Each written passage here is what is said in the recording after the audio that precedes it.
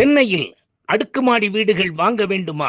பிரதான பகுதிகளான அண்ணா நகர், வடபழனி, அம்பத்தூர் ஓரகடம், ராம்நகர் மற்றும் பசும்பொன் நகர் பகுதிகளில் மிக நேர்த்தியாக வாஸ்து முறைப்படி தரமான மூலப்பொருட்களை வைத்து கட்டிக்கொண்டிருக்கும் கைராசியான ஸ்தாபனம். அணுகவும் கீழச்சிவல்பட்டி வள்ளியப்பன் அவர்களின் Murugan builders, civil contractor and flat promoters. பாருங்க எவ்வளோ ஜனநாயகமான பட்டிமன்றம் பாருங்க. யாரு பேசுறீங்க அப்படின்னு நான் கேட்கிறேன். அவங்களே பேசுறாங்க, அவங்க கூடி முடிவு எடுத்துக்கிறாங்க. அடுத்ததாக இல்லை, அவங்க என்ன சொல்லியிருக்காங்கன்னா காசே தான் கடவுளடா அப்படின்னு இருக்காங்க. கடவுளே ஏன் எது முருகனே நம்முடைய தந்தைங்க, அவன் கொடுக்க மாட்டானா? அருள அவன் கொடுத்துருவான், அதனால நாம கேட்க வேண்டியது பொருள் தான் அப்படின்னு சொல்லியிருக்கிறாங்க. அதை மாற்று இல்லை, அருள் தான் முக்கியம் அப்படின்னு பேசுவதற்காக இந்த அணியிலிருந்து என் பாசத்திற்குரிய சகோதரி ஜெயஸ்ரீ மீனாட்சி அவர்கள்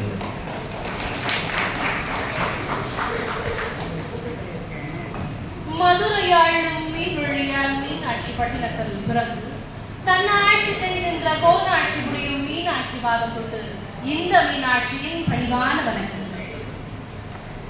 யார பத்தி பேசினா நான் இருக்குமோ, என்றைக்கும் அருள் புரியக்கூடிய நம்ம கந்த கடவுள் முருகான்னு சொன்னா ஓடாடி வந்து கால தலை மேல வச்சிடுவார்.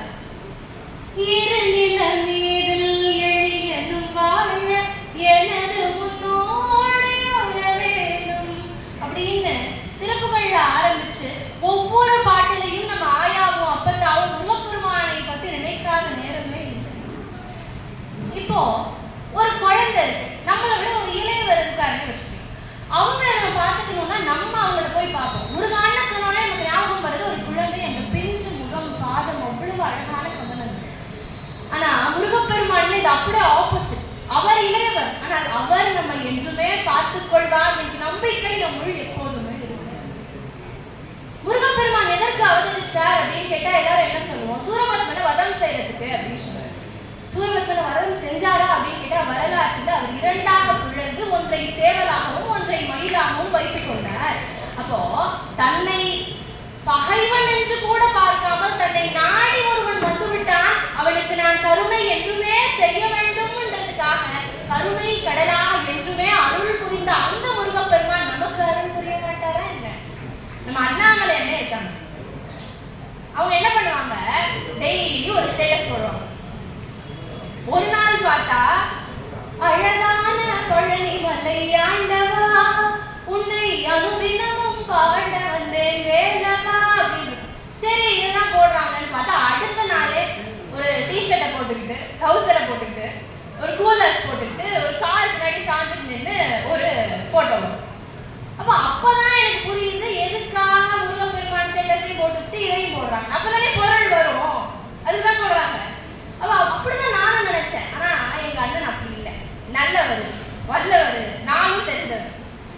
கால்நடையா நடந்து விரதமா இருந்து முருகப்பெருமானது அருளை வாங்குவதற்காகத்தான் நான் எப்பயுமே காவல் எடுக்கிறது உண்டு அப்படின்னு உங்க எல்லாருக்குமே தெரியும். ஆனா ஏன் அந்த பக்கம் போய் உட்கார்ந்துருக்காங்கன்றது தெரியல. இதுவும் அவருக்கு திருவிளையாடல், அவ்வளவுதான். ஒரு குழந்தை ஒரு தாயின் இருள் சூழ்ந்த கருவளையிலிருந்து வருது. அப்போ அந்த இருட்டுல எனக்கு உணவு எப்படி கிடைக்கும், மூச்சு எப்படி கிடைக்கும், நீர் எப்படி கிடைக்கும்னு நினைச்சிருந்தா இன்னைக்கு இத்தனை பேர் இந்த உலகத்துல இருந்திருக்க மாட்டோம். அவர் மீது நம்பிக்கை வைத்தால் அவர் என்றுமே நமக்கு அருள் புரிவார். கல்லிருக்கும் தேவைக்கெல்லாம் கருணை தெய்வம், கனி இருக்கும் வண்டுக்கெல்லாம் துணை இருந்த தெய்வம், நெல்லுக்குள்ளே மணியை நெருப்பினிலே ஒளியை உள்ளுக்குள்ளே வைத்த தெய்வம் உனக்கில்லையா தம்பி நமக்கில்லையா கண்ணதாசனையா சொன்னார்.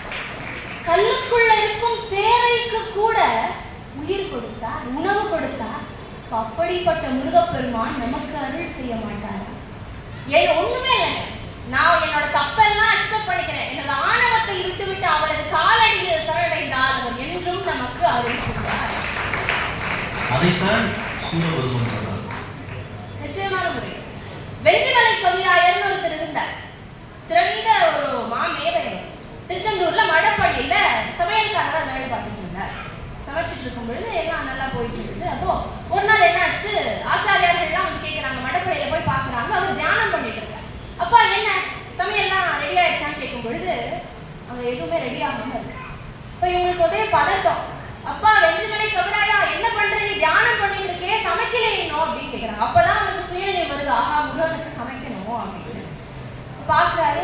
முருகா என்ன இது சோதனை, என்ன இப்படி உன்னு தியானம் செய்யறேன்னு கடமையே மறந்துட்டேனே அப்படின்னு கேட்கிறாரு. அப்போ சரி என்ன பண்றதுன்னு தெரியாம எல்லாரும் அவரை கூட்டி வச்சு அடிக்கிறாங்க தடியால. அவருக்கு அவமானம் தாங்கல. இதுக்கு மேலேயும் இந்த வாழ்க்கை வாழணுமா அப்படின்னு சொல்லி என்ன பண்றாரு, கடற்கரைக்கு போறாரு. நான் என் உயிரை திறந்து விடுகிறேன் அப்படின்னு போறேன். போகும்போது எவ்வளவு ஃபாஸ்டா போய் அந்த அலையை நோக்கி போறாரோ அதை விட அதிக மடங்கு ஃபாஸ்டா வந்து அந்த கரையில வந்து சேர்ந்துட்டார். அப்போ ஒரு அசரீரி கேட்குது, அப்பா கவிராயா, இன்னும் உனக்கு ஆற்ற வேண்டிய கடமைகள் எவ்வளவு இருக்கிறது, அதுக்குள்ள சாகணும்னு நினைச்சா முடியுமா? இப்போ சரி நீ போய் கிருஷ்ண சாஸ்திரிகளை பாரு அப்படின்னு சொல்றாரு. சரின்னு சொல்லிட்டு அவரும் என்ன பண்றாரு, கிருஷ்ண சாஸ்திரிகள்கிட்ட போறாரு. போயிட்டு எனக்கான வேலை என்ன அப்படின்னு கேட்கும்பொழுது அவர் சொல்றார், நீ திருச்செந்தூரோட ஸ்தல வரலாறை எழுதணும் அப்படின்னு சொல்றாரு. சரி நான் எழுதுறேன். இப்போ வடமொழியில இருக்கிறத நம்ம தமிழுக்கு மாற்றி எழுதணும்னு சொல்லும்போது அவர் எழுதி முடிக்கிறார். ஓலைச்சுவடிகளை எடுத்துட்டு நேரா அவர் ஊருக்கு போறார். போகும்பொழுது எல்லாரும் என்ன சொல்றாங்க, இவன் சரியான பித்து பிடிச்சவன், இவர் எப்படி எழுத முடியும், எதையாவது சொல்லாதீங்கப்பான்னு சொல்லி அவர் திரும்பவும் அவமானப்படுத்தி அனுப்புறாரு. அப்படி அனுப்பும் போது அவருக்கு ஒரே மன கஷ்டம். திரும்ப இதுக்கு மேலேயும் இந்த வாழ்க்கை எனக்கு தேவையா அப்படின்னு கேட்டு திரும்பவும் போறார் அலைகளை நோக்கி. அந்த ஓலைச்சுவடிய கடற்கரையில தூக்கி போகிறார். அப்ப அது சென்று சேரும் இடம் வந்து ஸ்ரீலங்கால ஒரு இடம், பனைமுனை அப்படின்னு சொல்லிட்டு ஒரு இடம். இப்ப முருகனது அருளால் அவர் எழுதினார். அந்த அருளால அந்த ஓலைச்சுவடி ஒரு முருக பக்தரிடம் கிடைத்தது. அது வேற யாருக்காவது கிடைச்சிருந்தா அந்த ஸ்தல வரலாறு நமக்கு இன்னும் தெரியாமல் இருந்திருக்கும். ஆனா முருக பக்தரிடம் கிடைச்சனால அது அவர் அழகா தொகுத்து வழங்கினார். அருள் இருந்தால் மட்டும் போதும், பொருள் தானே கிடைக்கும் அப்படின்னா ஒண்ணும் இல்லை, நமக்கு நிறைவா. கவிஞர் வாழி இருக்காரு இல்லையா, அவர் ஒரு சிறந்த வைஷ்ணவ். ஒரு சகோதரிக்கு உடம்பு சரியில்லை அப்படின்னு சொல்லிட்டு ஒரு ஹாஸ்பிட்டலா தூக்கிட்டு போறாரு. ஒண்ணுத்துக்கும் மருந்து கிடைக்கல, நோய் ஒன்றும் சரியாகிற மாதிரி தெரியல. இறுதியா சரவணன் அப்படின்னு ஒரு டாக்டர் போறாரு. போனோடனே அவர் சொல்றார், என் கையில என்னப்பா இருக்கு, எல்லாம் அந்த சரவணன் கையில இருக்கு அப்படின்னு. என்னையா டாக்டர் பேரும் சரவணன், அவரும் சரவணன் கையில இருக்கு அப்படின்னு சொல்றாரு அப்படின்னு பார்த்தா அவர் சொல்லி முடிக்கிறாரு. முடிச்சோடனே அவங்க வீட்டுக்கு போறாங்க. கொஞ்சம் கொஞ்சமா அவங்களை சந்தோஷமா வச்சுக்கிறது, இறை நாமம் பண்றது எல்லாம் பண்ணோடனே அந்த அக்கா அவர்களுக்கு நோய் இருக்கிற இடம் தெரியாம.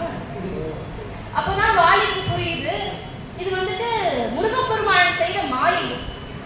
ஒரு நாடு போலாமா, என் பேரன் பேத்தி அங்க இருக்காங்கன்னு பார்த்துட்டு இருந்த அந்த அம்மாவுக்கு 83 நாடுகள் சென்று இன்னும் சிறப்பாக வாழ்ந்து கொண்டிருக்கிறார் என்று சொன்னால் முருகப்பெருமான் அவர்கள். அதுக்கு பின்னாடிதான் அவர் இந்த பாட்டு எழுதினாரு, கற்பனை என்றாலும் கற்சிலை என்றாலும் கண்ணனே உன்னை மறவேன், நிற்பதும் நடப்பதும் நின் செயலாலே அற்புதமாகிய அருள் பெறும் சுடரே அப்படின்னு சொன்னார். நல்லதெல்லாம் மேலே நாடி பெருகிட நல்லருள் செய்வார், நல்லதெல்லாம் மேலே நாடி பெருகிட நல்லருள் செய்வார், தீயதெல்லாம் உடனே கருகிட திருவருள் புரிவார், உனையன்றி வேறில்லை தெய்வம் கந்தையா, உனையன்றி வேறில்லை தெய்வம் கந்தையா.